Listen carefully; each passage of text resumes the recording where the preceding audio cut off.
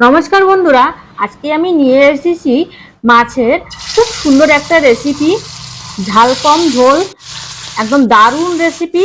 এখানে মাছ লবণ হলুদ মেখে আমি মাছটাকে প্রথমে ভেজে নিব। ভালো করে এপাশ ওপাশ করে ভেজে নিয়েছি। ঠিক এরকম ভাবে ভাজতে হবে। দেখুন, এবার ওই তেলের মধ্যে দিয়ে দিলাম কালো জিরা, পেঁয়াজ।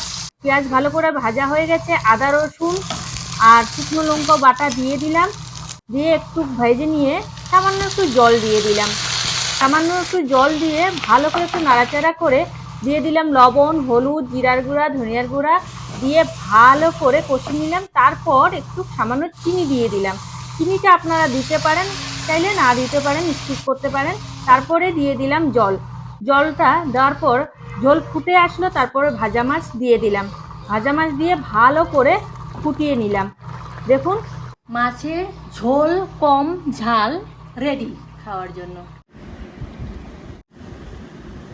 আর হ্যাঁ বন্ধুরা, আয়েশের বাবা কিন্তু অল্প একটু ভাত নিয়েছে, মানে অল্প একটু আমি ভাত দিয়েছি। ক্যামেরায় দেখতে একটু বেশি বেশি লাগতেছে, এখানে অল্প একটু ভাত দিয়েছি, সামান্য একটু। তোমার পেট ভরবে এতটুকু ভাত খেয়ে আয়েশে বাবা? না বলে ভরাই নিতে হবে।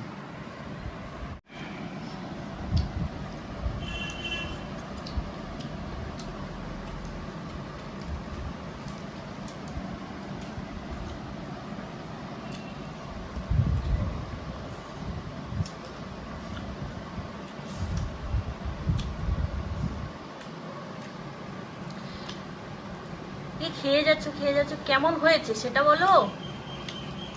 আমি রান্নাটা খুব ভালোই পারি না? ঝাল কম স্পাইসি বেশি। আমি তো আগেই বলেছি ঝোল কম ঝাল। ঝাল কম স্পাইসি বেশি। ঠিক আছে, ভালো হয়েছে। ভালো হয়েছে? ভালো হয়েছে।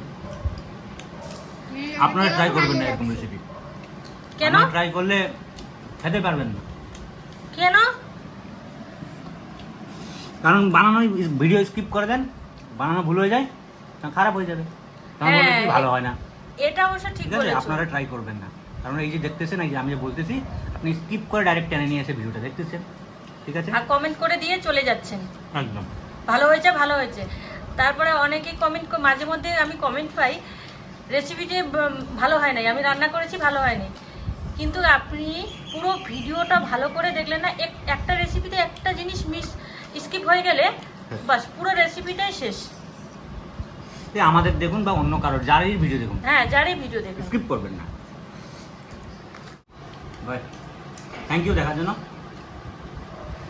ধন্যবাদ। ধন্যবাদ। আপনি কিছু বলবেন? বলার কোনো কোথায় তো নাই, এতটা ভালো রান্না আর কি বলবো।